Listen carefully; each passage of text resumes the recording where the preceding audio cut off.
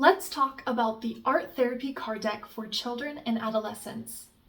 First, I'm going to describe the background of this card deck, a little bit about it, and then I'm going to explain why it's helpful and how you can use some of these cards for children in activities that you do with them. Check out the link below in the description box if you would like to purchase your own copy of this deck. And notice down there in the description box, I have also included timestamps for your convenience. So let's talk about this card deck. This art therapy deck comes with 50 different prompts and interventions. It is geared toward children who have anxiety, trauma, mood disorders, autism, ADHD, and oppositional defiant disorder. Each card has an art prompt that helps build skills in one of these 5 following categories: control, relationships and connection, responsibility, safety, and self-esteem. Art therapy helps people of all ages to process and externalize emotions and experiences. People have relied on art for communication, self-expression, and healing for thousands of years. Using art in a therapeutic environment is especially helpful for clients who have difficulty verbally expressing themselves, which we often see is the case in people who have experienced traumatic events or in children who developmentally lack the vocabulary or understanding to fully express themselves. Using this deck is super simple. Each card contains a picture of what the art project could look like, the title of the activity, and then lists out the materials, directions, and additional questions you can ask to explore their completed project. When asking questions about the child's art, it is best to start with general, open-ended questions. This helps you to avoid assumptions. Examples include, "Tell me about what you created," or "How did you feel as you created this?" Out of this deck, I chose my top 5 cards, one from each of the 5 categories, to briefly share with you. If you find these ideas useful, make sure to purchase your own deck to get all of the suggestions. The first card is from the Self-Esteem category, and it's called Selfie-Talk. For this activity, you need paper, scissors, and drawing supplies. Direct the child to create a portrait of themselves. On the left side of the paper, have them write down critical things they think or say about themselves. On the right side, have them write down positive things they say or think about themselves, as well as positive things others say about them. This activity helps them externalize their inner world, helping them see the balance of positives or negatives that go on inside of them. It also helps them see themselves through the positive view of a family member or a friend.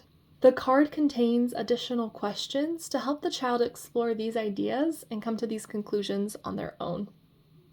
The second card is from the Responsibility category, and it's titled Do Over. For this activity, you need paper and drawing supplies.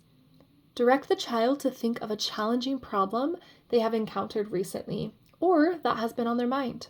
Have them draw cartoon boxes on the paper and have them turn their problem into a cartoon. Then have them draw additional boxes to create a solution to the problem. This activity is fantastic because it empowers the kids by helping them reflect and come up with their own solutions. They are able to look outside the box, see their problem in a different way, and come up with their own solutions.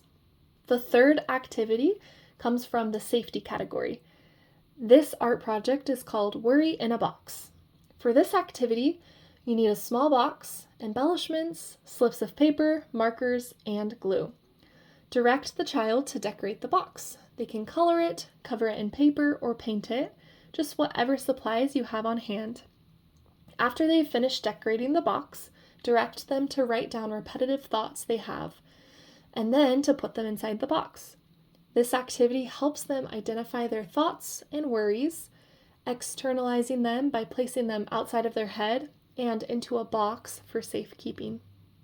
The fourth category, Relationships and Connections, has an art project called Water My Garden. For this activity, you need paper, drawing supplies, glitter glue, and anything else that could be fun and creative. Direct the child to draw a picture of a garden that includes plants and flowers that represent important relationships in their life. These can include family members, friends, or others that they feel close to. If desired, the child can draw themselves watering the garden. Have the child write the names of the relationships by the flowers or plants, and discuss how they can nurture and support each other. This activity helps them identify who is important to them, and it helps them see that their relationships go both ways. They can reflect over how those people have made an impact on them, as well as the impact and contribution that they have made on the other person. The fifth art project is in the category of control. The title of this piece is called Emotions Dice. For this activity, you need air-dry clay tools, paint, and paintbrushes.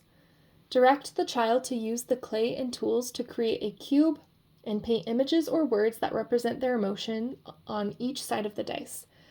These emotions can include love, sadness, or anger. You can then explore with the child the idea that we have control over our emotions. Just like you can roll the dice and re-roll the dice to choose what emotion you land on, it's the same way with how we choose to respond with our emotions in any given situation. Note that there are questions included on the card to help the child come to this conclusion themselves, as that is what makes it more meaningful. Art therapy requires formal training and credentials. Just because you use this deck does not make you an art therapist with the proper credentials or training, but can still be useful in engaging with children and helping them to express themselves. Thank you so much for watching this video. I hope that you found this resource valuable. Please like the video, subscribe, and share so that we can put out more content that's helpful and useful to you. See you next time.